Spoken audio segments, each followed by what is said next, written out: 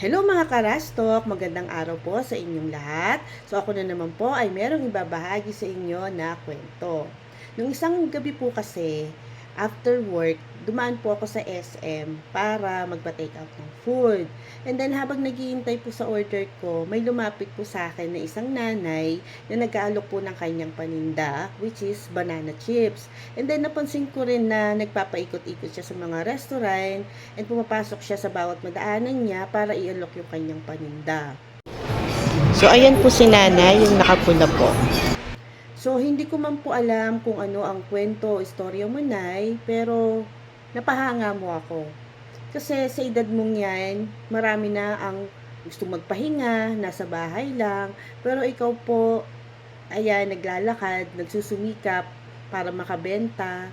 So, hindi ko man po alam kung anong pinagdadaanan nyo, bakit nyo po kailangan gawin pa rin yung ganyan.